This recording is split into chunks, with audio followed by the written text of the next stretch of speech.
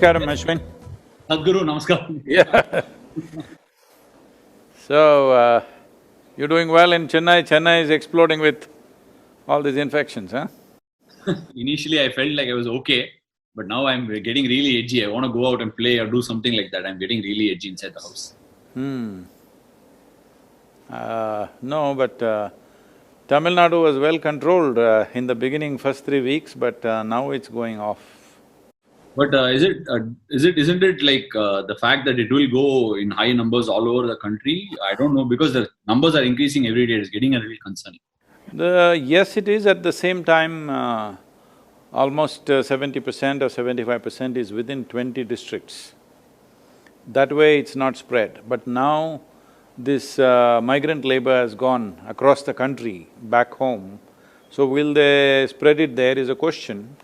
But I generally feel the rural population may be having enough immune system within themselves that they may not be casualties there big time except very vulnerable, very aged group of people. See, everybody is talking about this herd immunity and all this stuff. If you go that way, if you go towards herd immunity, you will wipe out the geriatric population in the country or in the world. So, that is not really an option, but if it goes away, runs away in that direction… But Sadhguru, tell me something in this current situation where we are standing. What is the direction that people should look for? Because at one side of it, a lot of people are looking for livelihoods. A lot of people, I mean, thankfully we are all blessed. I'm in the blessed category where I can still have sufficient to eat on a day-to-day basis and still manage to handle my anxieties. Then there are another set of people who are struggling to run their businesses. The economy is suffering. What is the answer to this? How long will people have to bite the bullet? See, no nation can afford to close itself down forever, okay? We have done exemplarily well, actually. Over 65 days, we've been closed. I think with 95% pass mark, maybe 2 to 5% might have failed, but largely we've done that. But the nature of the virus is such, if there is one person left with infection, he will again start a new cycle. That's how it is, because even if you have been infected once and you come out negative later, still you're vulnerable to infection. That is what we are seeing. So having said that, it is… unfortunately, maybe in the end we only have to think of herd immunity, but that will be a terrible thing because our parents, grandparents will all get wiped out. That's what it means. So, there is… see, there is no clear voice from the scientific community anywhere in the world to say this is the nature of this virus, we can do this. There is no clear voice about that because nobody has figured out what exactly it is. There is still debates going on. I was talking to, this Global Doctors Association, and they are saying every day they are publishing now, writing 128 papers per day is being done, thousands of papers. Every day somebody is discovering something new about the virus and they're writing on it, 128 per day average is happening. So, that means we are that confused, all right? So, without a clear perception that this is the nature of the virus, this is how it'll behave, even if we don't find a vaccine, at least if we have a proper, treatment protocol, we can feel comfortable. Right now, there is no treatment protocol. Somebody says take hydrochloroquine, somebody says take that Ebola drug, somebody says take the HIV drug, somebody says drink Lysol. It's like variety of things. Well, we are giving Nilavembu to everybody. We just shooting, we're shooting in the dark, literally. Only thing we can do is strengthening the immune system. For this we have protocols, which is what we are doing, and we are trying to mass, implement it as far as possible. Some simple yogic practice, little bit of care about what you eat, and a few other Ayurvedic and Siddha concoctions which will boost the immune system. This got nothing to do with the virus. something to do with us. With the ability to fight. Sadhguru, just one more question I've been wanting to ask, and I seem to find it very difficult to get answers very clearly. You can ask me any question, don't throw me carom ball and all, I'll hit it for a 6, be careful. No, I'll come to your cricket abilities very soon, Sadhguru, because I've seen you play all sport. I want to understand, what are you? Are you a bowler or a batsman, Sadhguru? I was an all-rounder in the school, but once I got to college, I got more involved with field hockey and kind of dropped my cricket. Okay, but did you find cricket exciting or hockey was a better sport? Hockey was more exciting because you were always on your feet and doing something. Cricket today, the way you guys are playing, whatever 2020, all of you are on the edge. But otherwise, those days, if they put you on the boundary, you just stand there for 20–30 minutes doing nothing in the sun, okay? So, it was not my cup of tea. Sadhguru, the question I wanted to ask was, in general, over the last… I've lived for 30 years, so in the 30 years, whatever has been struck, a massive earthquake in Christchurch, a tsunami in the borders, Indonesia, India, all these borders, for everything that has sort of been very emergency, we have found a mechanism to deal with it, right? At least, if not then and there, we've had a tsunami alert system, an earthquake, a resistant building mechanism, alerting people. All these things are always come about, and we boast ourselves as a very modern tech. We're very, very advanced in terms of technology. How did we not see this coming? And like literally you said, 3–4 months, and most people are not able to come up with an answer. Isn't that scary? Well, see, whenever major events happen, we find answers for tsunami after the tsunami is over, all right? So next time, will it work the same way? We don't know. But natural calamities, there is a history of thousands of years of memory and history and experience of it. Even though we are surprised sometimes, we still know what it is because it hits you at a certain time and it's over. If a tsunami happened, 10,000 people died, that's it. It's not going to come every day and kill you, that's a different kind of thing. So, earthquakes have happened in Gujarat and all, it killed nearly, I don't know, from 100,000 people, I think. So, but it's a one-time thing. Only thing is, it also destroys your property. This leaves your property, just cleans you up, all right? This is a different kind of thing. This is the nature of virus. In the last 50 years' time, of the 335 diseases, nearly 70% are zootonic, that means they've come from the animals, either bacteria or virus. So this particular virus is not a deadly killer, that is the advantage and that is a big disadvantage. See, when the influenza and other things happened, what is called the Spanish flu today, it just killed everybody. When the plague came, it just wipes out a whole village. So, the response to that was different. Here, the problem is most of them are asymptomatic. Nearly 80% are asymptomatic and they're going all over the place spreading. There's no sign of any illness. So it's like you're sitting, you and me could be carrying it and we don't know because it doesn't show any signs. That is the biggest problem, and it is largely aiming only at vulnerable population. It is not going for the general population. Below 1 year of age, infants, and over 65, 70 years, and in between, for some reason, if their immune systems are not strong enough, or if the exposure is too heavy, like medical personnel are dying, police are, unfortunately it's taking a toll, that is because of the level of exposure. So having said that, why we don't have an answer is, definitely there is something strange about this. But at the same time, at any time when we had these epidemics and pandemics, especially the virus attacks that we've had, we never figured it out, it just went away by itself. Because virus doesn't see you as an enemy, it is seeing you as a habitat. So it is not interested in killing you. Probably in a few months, it will learn the nature of or the strength of the human system and adjust itself, kind of mutate itself to a lower level of intensity where it can live with us. Right now in our bodies, millions and millions of, viruses and bacteria are living with us right now.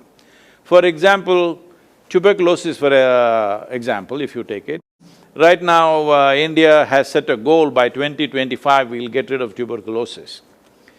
The basic test that is done for tuberculosis around the world is called Manto's test. If you and me go for a test, any Indian goes for a test, we will all show positive. We all have tuberculosis bacilli, but we don't have the disease.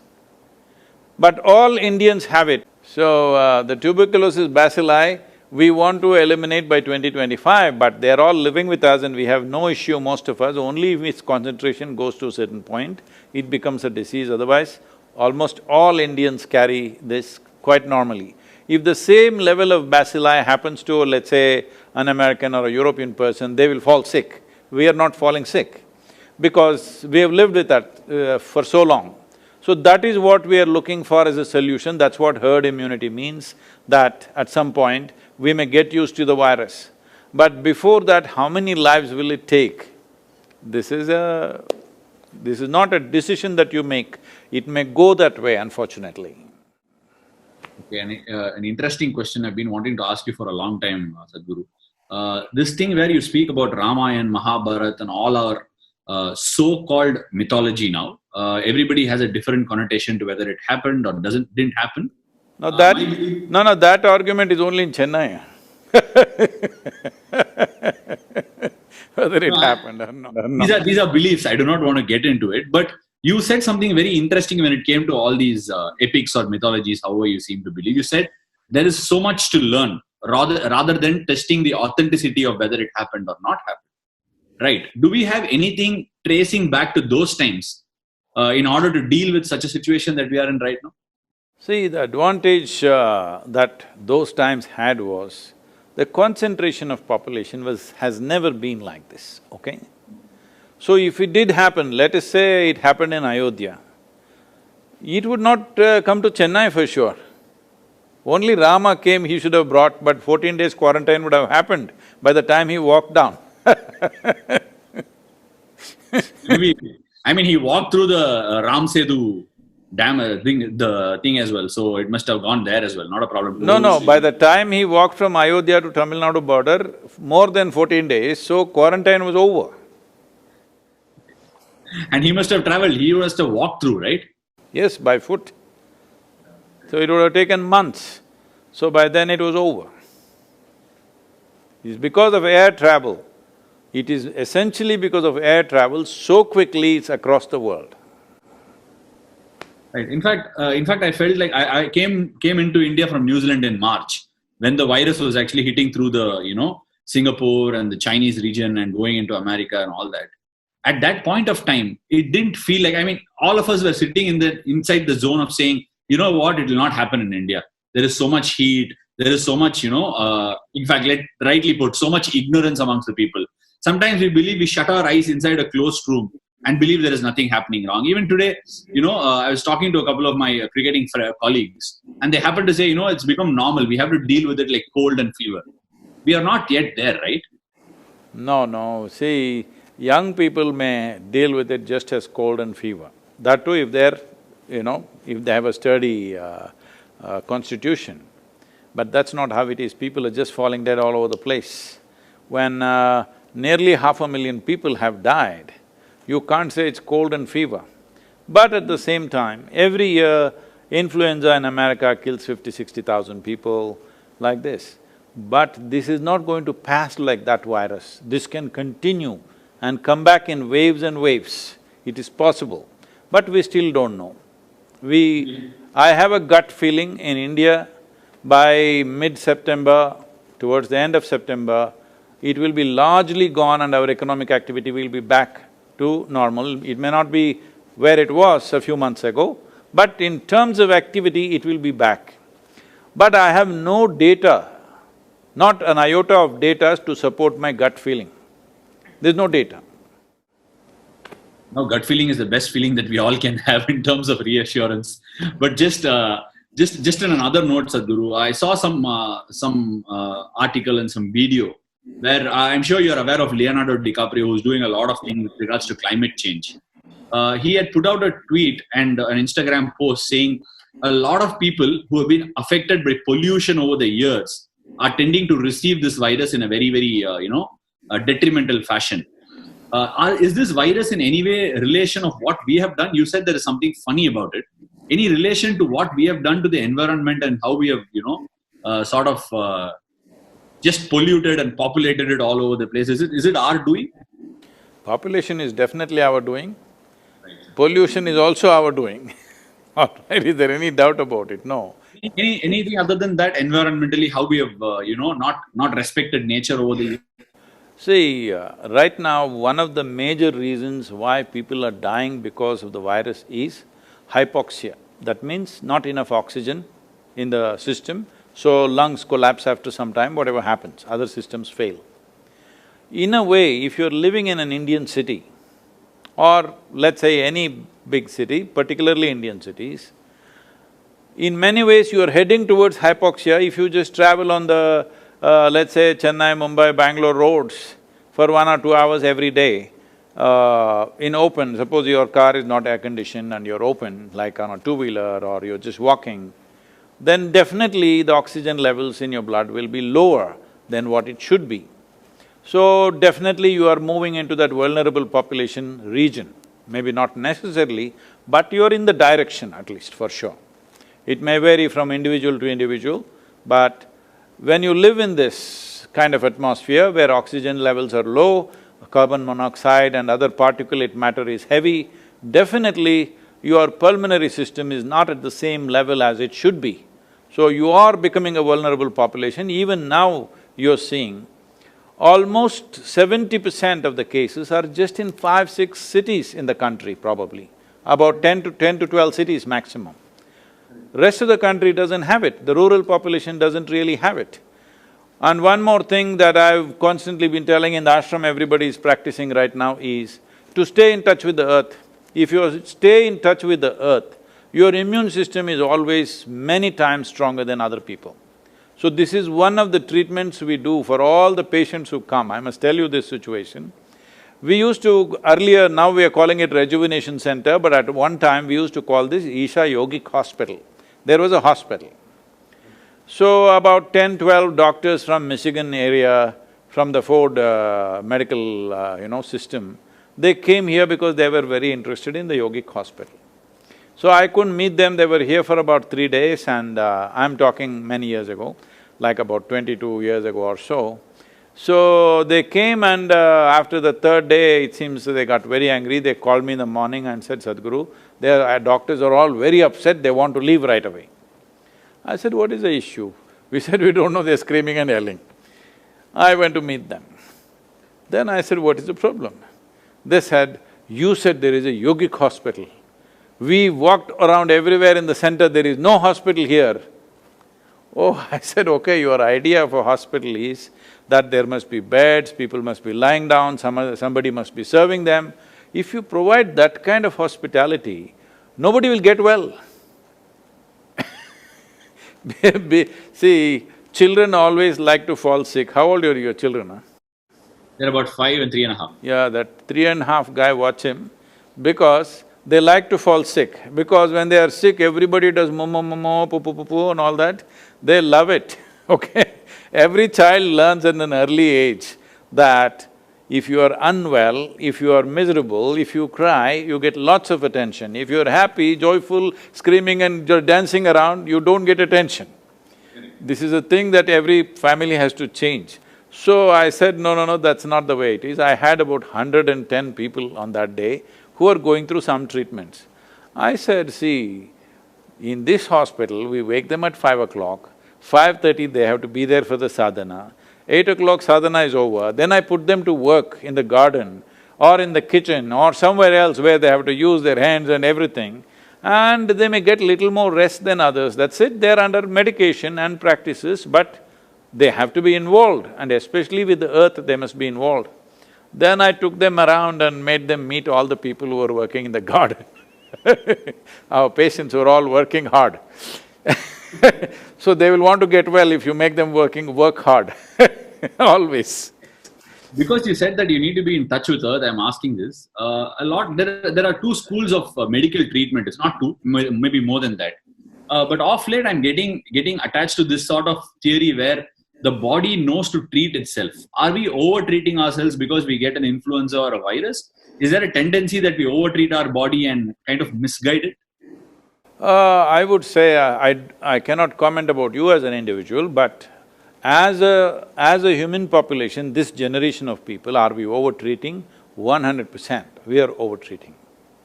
We are overdoing everything. In the sense, right now, the pharmaceutical industry is bigger than the food industry, I think. Am I right? It I must think be. it is. on becoming the biggest right now. Yeah. The largest industry is arms and armaments. Second largest is pharmaceuticals. The third one is alcohol and tobacco and these things put together. So one is a clear death, another takes you towards it, another pretends to get you back. Having said that, I am not trying to discount the impact of modern medicine. You and me are alive today, probably only because of modern medicine. Otherwise, small things could have killed us. Average life expectancy of an Indian was 28 years in 1947. Today it is 73 or 74, which is a significant achievement for the nation. But that's not happened without vaccines and things like that. Otherwise, anything, smallpox, this, that could have killed us. So, our life, we owe it to modern medicine, there's no question. But in present conditions, at the level of concentration of populations that we have, without modern medicine, I don't think we can survive. Without pharmaceuticals, you cannot survive. There was a time when people lived in nature, there was substantial space for every human being. Then it was possible to just eat some leaves or eat some fruit or just fast for 2 days and get well, all this. Even now you can do if you're maintaining your lifestyle like that. But every day you're out in the town, meeting 1,000 people and mixing with people, then if something catches up, then you better take some medicine, otherwise it'll be risky. Sadhguru, another important thing as far as I was concerned, I was very enamored by the whole thing of Kaveri calling, right? And you explained in detail about what Kaveri calling is and how much of deforestation has happened, and we need to reforest them to get the land back. Water needs to be, the land needs to have the ability to hold the water on and all that sort of stuff. How far are we in the zone of rehabilitating? I know it's a long-term process, but how much have we made strides, Sadhguru? See, the significant thing is the Karnataka government announced subsidy for the farmer. For every tree, 125 rupees subsidy has been allotted. Not only that, for somebody who encourages somebody to plant a tree, he gets 5 rupees.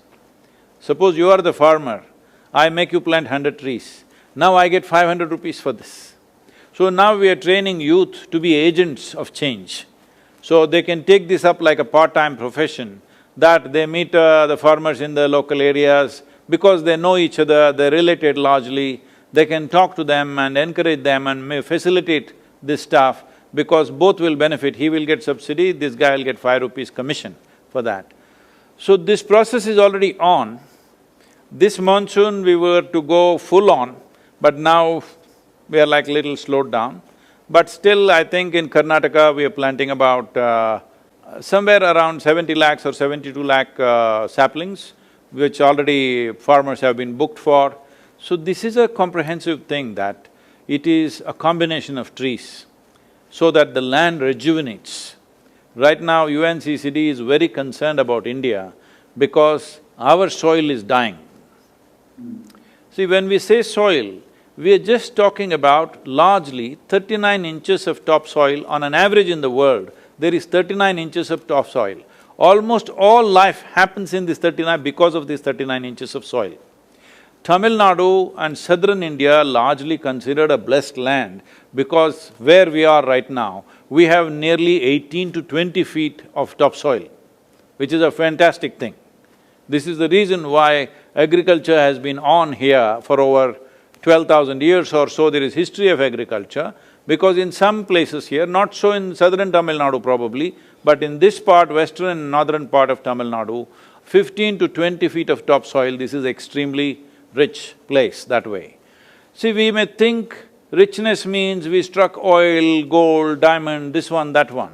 But for the next generation, if you want the next generation to live a rich life, when I say a rich life, I'm not talking about your stock market or your bank balance or something like this.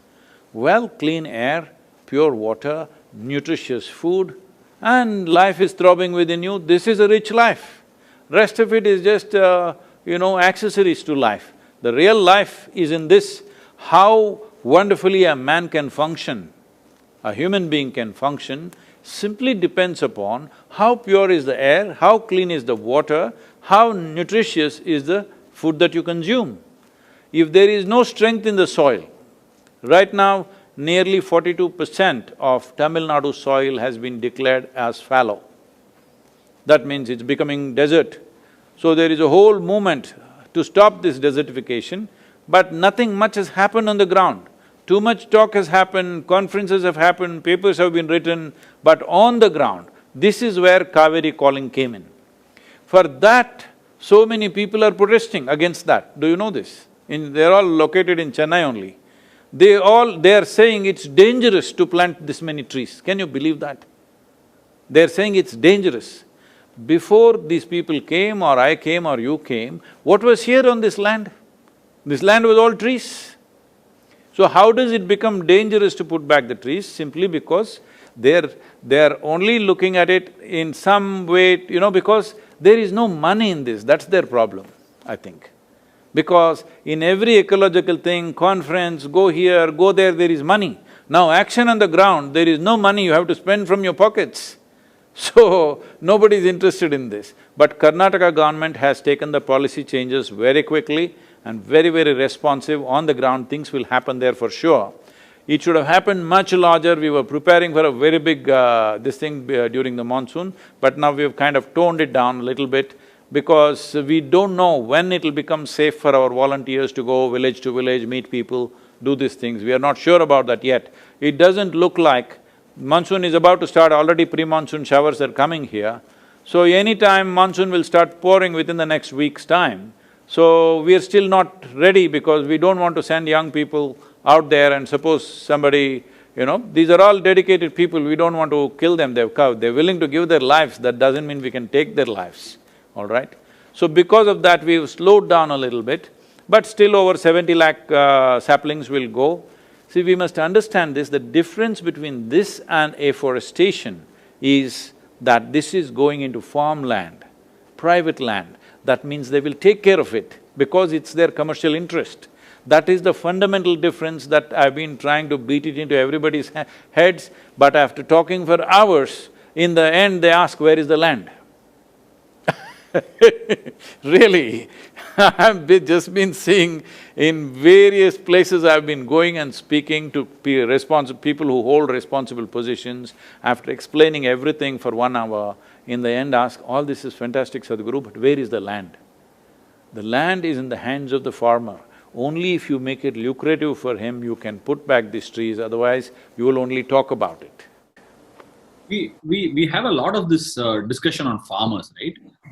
Every year, pre-monsoon, post-monsoon, we hear small stories of farmers committing suicides, farmers struggling to pay off the debts. All these things are a regular feature. But aren't these people that are the ones that are putting food on our plate? Should we, like, for example, say like an engineering or a medicine, where we put children into it, promote the industry and make it a bigger industry?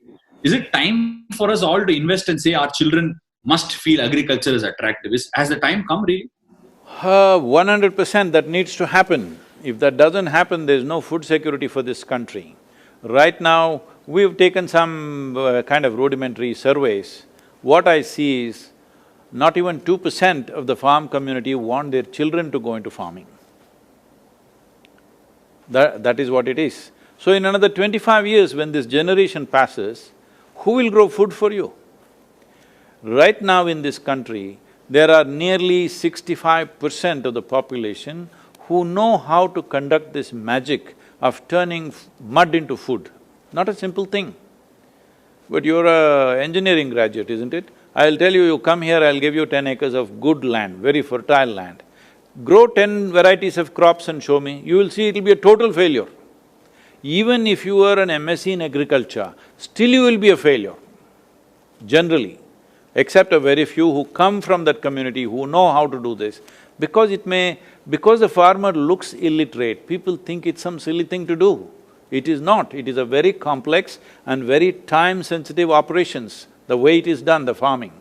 Because the guy looks undernourished and badly dressed, we think it's something not important. You and me are eating only because of him. And it's not a small achievement, one of the greatest achievements of this nation is, we are managing to provide food for 1.4 billion people without any major imports of food. There's no any major import of food, actually, we're exporting a little bit, a few small things are coming in. But generally, we are able to provide. See, even in a situation like this, right now this virus situation, even now, during this pandemic, we have enough food. How to reach that person who has no money is another problem, but we have food in the country. Suppose you don't have food in the country, then that disaster is totally of a different nature. So farmer has done a fantastic job with no great technology, no great science, just with traditional knowledge.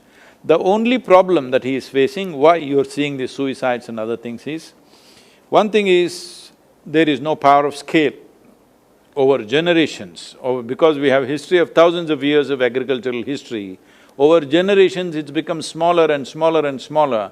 Today, the average land holding in the country is 1 hectare, that is 2.25 acres.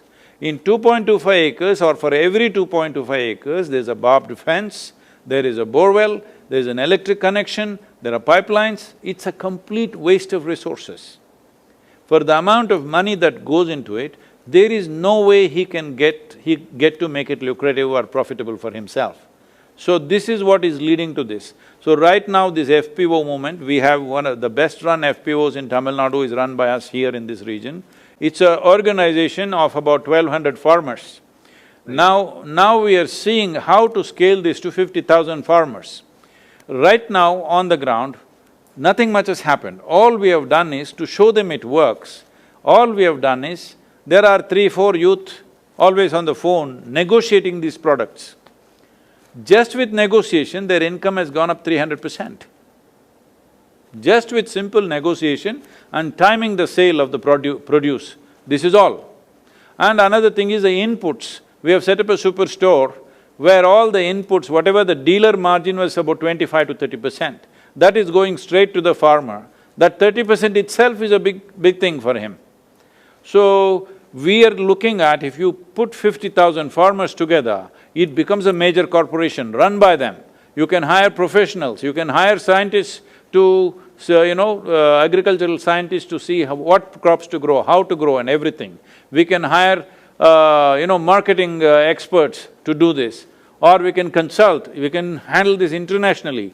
All this we are looking at because from Kanyakumari to Kashmir, the latitudinal spread that we have in this country, the types of soils and weather conditions that we have in this country, 12 months of the year, you can just grow almost anything that grows anywhere in this world. And if we handle this capacity, this latitudinal spread, and 65% still being capable of doing farming, if we handle this right, then we can become the breadbasket of the world. But right now, we have laws like this, that, this compulsory school education is killing the farming, totally. Every child goes to school, by the time he comes to till 10th standard, he need not pass, he just keeps going. Without learning 2+2, millions of them have reached 9th, 10th standard. Only in 10th standard he gets filtered. By then, he is physically not competent to work in the farm, mentally completely in a different way, he thinks he's educated just because he's gone to school. So, we are completely destroying the future of farming in this country. It is time educated people invest and invest their children in the farming, because it can be done in a very good way, there is enough science and technology. What is lacking is scale. Scale can be achieved by bringing them together as a farmer-producer organization. There were many tax and other things which we got relaxed now. See, for example, if you are a farmer, how much ever you earn, there's no tax for you. But if 10 of us farmers got together and made an FPO, then there is 30% income tax. So why will we come together? You're ensuring we don't come together. So I appealed to the Prime Minister and he relaxed up to 100 crores earning, there is no tax. But now I'm pushing why 100 crore limit? If farming has to survive in this country, you cannot give teachings, you cannot run agricultural institutions. All you have to do is make it lucrative.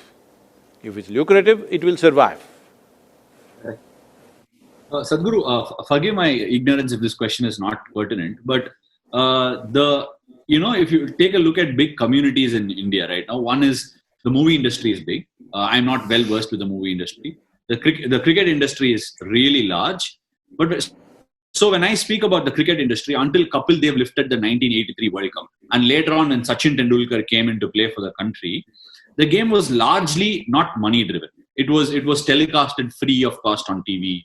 Then the TV rights came and the players started earning more. Is there a possibility, the way you're saying how large a scale this agriculture is there a possibility that such people can come into the mix and make this a really large and phenomenal industry? Is there a possibility? Yes, what else do you think I'm doing? That's what I'm trying to do. We are putting our energies behind it, we are raising money for this, and above all, giving a voice to it. See, right now, because you mentioned the word suicide, suicide in not some… See, individual people unfortunately will commit suicide for a variety of reasons. When over 300,000 people commit suicide in a matter of 15 to 20 years for one reason, one particular reason of farm distress, nearly 300,000 or more than 300,000 people have committed suicide, let's say in this century, in the last 20 years. It's actually in about 15, 16 years, let's say 20 years. Because some people will always debate, no, that guy died because he had family issues, this, that they're saying. But I'm asking you, usually the explanation is, that's because he couldn't pay his bank loan, he killed himself, this happened, that happened. I'm asking you, suppose you are a farmer, you have a rich soil and abundant water, no matter what is your situation, would you commit suicide? Or would I commit suicide? Definitely not. Right now, the distress is the soil is so poor. Soil is so poor. Why did it become poor? You can keep the soil rich only by putting organic content into it. See, soil is full of life. If you… I don't know if you've been in a rainforest or, in southern India itself, in Western Ghats, if you go inside the forest, just pick it up like this, you will see it's bursting with life, the soil. That's how it should be. But right now it is plowed and left open for 8–9 months. It's really dead. First 9–10 inches, 12 inches where the crop goes is completely dead. Whenever you fly from Chennai to Delhi, now you're in the Delhi team, I heard, so you have to fly Chennai to Delhi, every 5 minutes look out of the window. You will see India looks like a brown desert, except a few green patches here and there.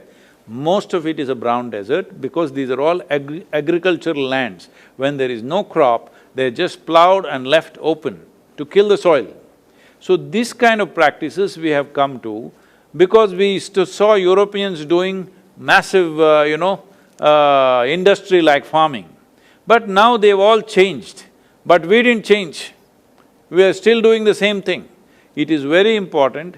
See, suppose you grow 1 ton of, let's say, sugarcane or paddy or whatever from the soil, what you have taken out is 1 ton of topsoil, isn't it? Yeah. You have to put it back. How can you put it back? The only way is leaves from the trees or animal waste. Trees are gone long time ago. In Kaveri Basin, 87% of the tree cover has been removed in the last 70 years. And animals are all traveling abroad. There are no animals on the farm. People think tractor will do it, tractor will plow it, but tractor will not enrich the soil as animals would.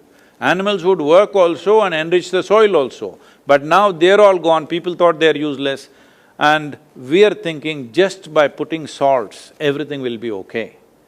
For all those people who don't understand what I'm saying, in our meal, in southern Indian meal, without salt we are not eating any food. Little bit of salt and so many other things. Instead of that, make it 90% salt and 10% whatever else you want to eat. One meal if you eat like that, you will understand what you are doing to this soil and to this country. Okay. Thank you, Sadhguru. Anything else? Anything else, Sadhguru? Well, the sport in the world may not be the same for next 12 months probably. No spectators, so there is no big excitement and stuff like that. But I think this is a time we should learn to live with, because there is no point risking those people who are vulnerable. Risking their lives is not our business. Because I am not vulnerable, I will go and do whatever I want to do, is not a human way of doing things. We have to respect that. And we must make sure that the casualties are minimum.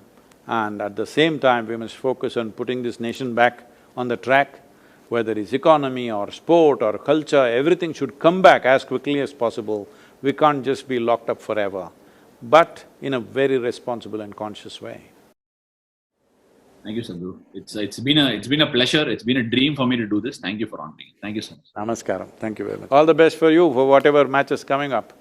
Thank you, Sadhguru. Namaskaram.